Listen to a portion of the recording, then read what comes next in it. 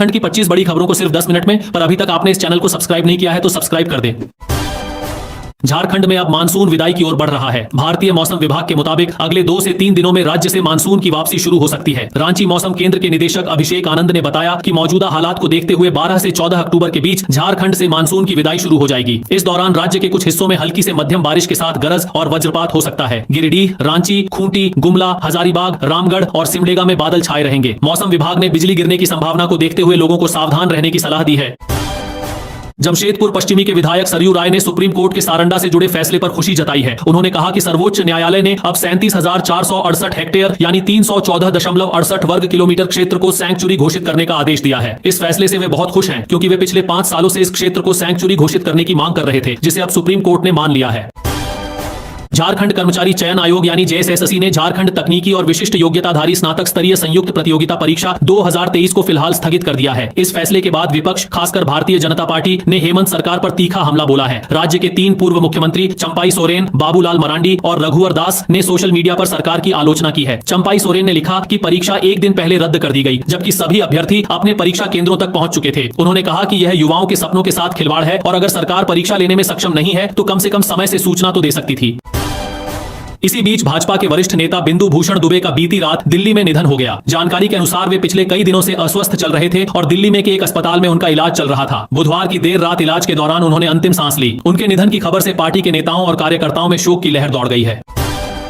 झारखंड के पूर्व मुख्यमंत्री चंपाई सोरेन ने मौजूदा राज्य सरकार पर आदिवासी समाज से जुड़े मुद्दों की अनदेखी का गंभीर आरोप लगाया है। उन्होंने सोशल मीडिया पर एक विस्तृत पोस्ट में कहा कि अदालत के आदेश के बावजूद गठबंधन सरकार पेसा अधिनियम को लागू करने से बच रही है, जबकि यह कानून आदिवासी स्वशासन और पारंपरिक ग्राम सभाओं को सशक्त बनाने में बेहद महत्वपूर्ण है। उन्होंने कहा कि आदिवासी समाज के हितों की रक्षा करने का दावा करने वाली सरकार वास्तव में उनके अधिकारों को कमजोर कर रही है।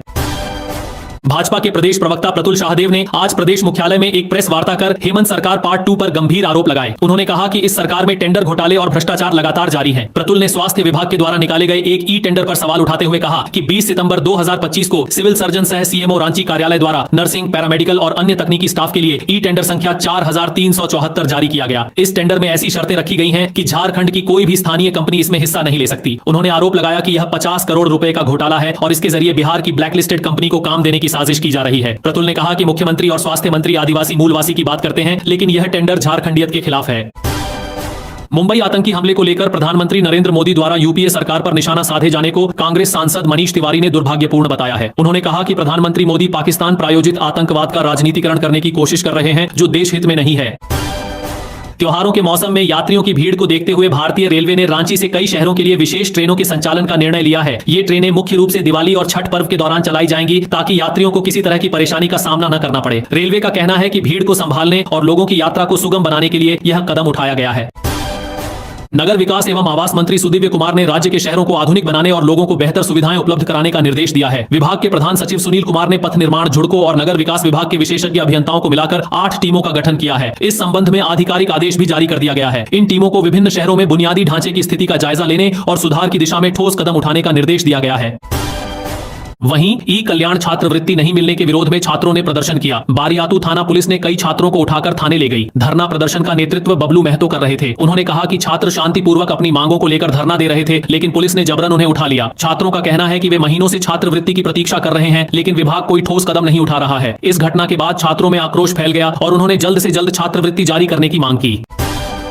बिहार विधानसभा चुनाव से पहले राष्ट्रीय जनता दल के नेता तेजस्वी यादव ने पटना में प्रेस कॉन्फ्रेंस कर कई बड़े ऐलान किए। उन्होंने कहा कि अगर राज्य में उनकी सरकार बनती है तो हर परिवार से कम एक सदस्य को सरकारी नौकरी दी जाएगी। तेजस्वी यादव ने कहा कि इसके लिए 20 दिनों के भीतर एक विशेष कानून लाया जाएगा और 20 महीनों के अंदर इस योजना को पूरी तरह लागू किया जाएगा। उन्होंने कहा कि रोजगार देना उनकी प्राथमिकता होगी, ताकि राज्य से पलायन रुके और युवाओं को अपने ही राज्य में काम के अवसर मिल सकें।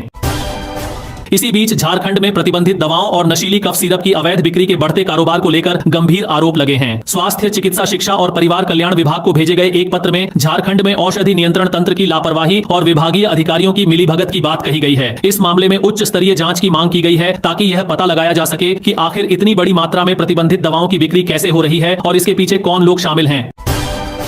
हेमंत सोरेन ने कहा कि मुड़मा जतरा झारखंड की समृद्ध संस्कृति, सभ्यता और एकता का जीवंत प्रतीक है। यह हमारे पूर्वजों के प्रति श्रद्धा व्यक्त करने, प्रकृति के प्रति आभार जताने और समाज में आपसी भाईचारे को मजबूत करने का एक अद्भुत अवसर है। उन्होंने कहा कि हमारे आदिवासी समाज की यह प्राचीन परंपरा आज भी हमें अपनी जड़ों से जोड़े रखती है। यह हमें यह भी याद दिलाती है कि हमारी असली ताकत जल, जंगल, जमीन, हमारी संस्कृति, हमारी एकता और हमारे सामूहिक जीवन मूल्यों में ही निहित है। उन्होंने सभी को मुड़मा जतरा की हार्दिक शुभकामनाएं दी और कहा, जोहार झारखंड।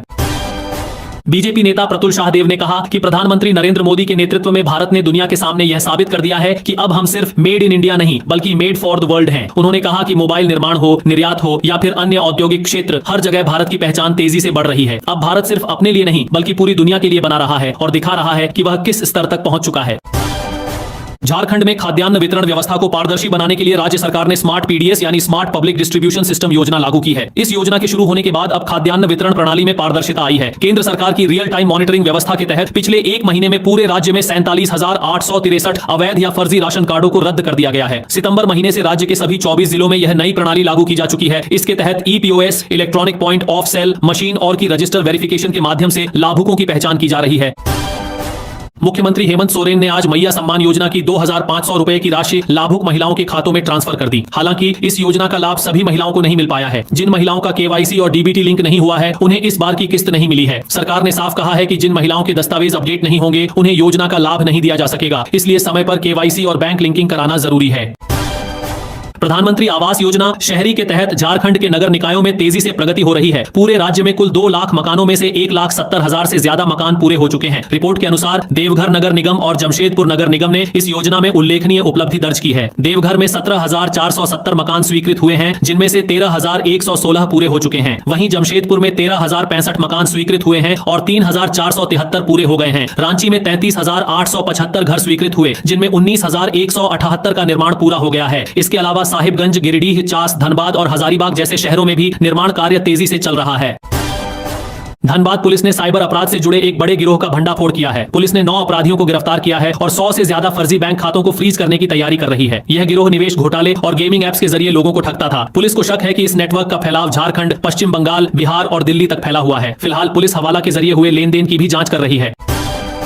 झारखंड पुलिस अब अपनी पुरानी गाड़ियों को बदलकर नई गाड़ियां खरीदने जा रही है। राज्य सरकार ने पुलिस विभाग के लिए 1,255 बोलेरो और 1,697 टीवीएस अपाचे मोटरसाइकिल खरीदने की मंजूरी दे दी है। यह निर्णय मुख्य सचिव की अध्यक्षता में हुई बैठक में लिया गया। पुलिस बल को आधुनिक बनाने के उद्देश्य से 2,212 अनुपयोगी वाहनों की नीलामी की जाएगी, जिससे मिलने वाली राशि कोषागार में जमा की जाएगी। निशिकांत दुबे ने हेमंत सोरेन पर निशाना साधते हुए कहा कि क्या ऐसे होगा घाटशिला का विकास, जहां आज भी लोगों को अच्छी सड़क और जलापूर्ति की सुविधा नहीं है। उन्होंने कहा कि चुनाव के वक्त तो हेमंत सोरेन बड़े बड़े वादे करते हैं, लेकिन हकीकत यह है कि जनता आज भी परेशान है। उन्होंने कहा कि घाटशिला की जनता इस उपचुनाव में आपको असली जवाब देगी।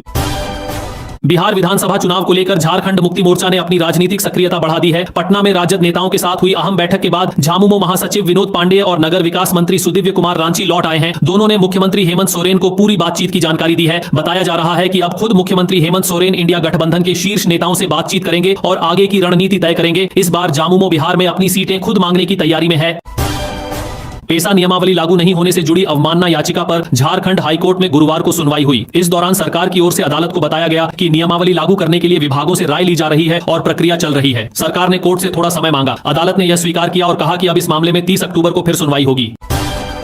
पूर्व मुख्यमंत्री रघुवर दास ने हेमंत सरकार पर गंभीर आरोप लगाते हुए कहा कि राष्ट्रीय खाद्य सुरक्षा योजना के तहत गरीबों को मिलने वाला 20,000 क्विंटल अनाज रहस्यमय तरीके से गायब हो गया है। उन्होंने कहा कि जांच भी पूरी हो गई, रिपोर्टें भी तैयार हो गई, लेकिन आज तक यह पता नहीं चल सका कि वह अनाज आखिर गया कहां। उन्होंने कहा कि गोदामों से तो राशन उठ गया, लेकिन गरीबों की थाली तक नहीं पहुंचा। उन्होंने सवाल उठाया कि यह सिस्टम में सेंध है या फिर सरकार की नीयत में खोट है। दोनों ही स्थितियां बेहद चिंताजनक हैं।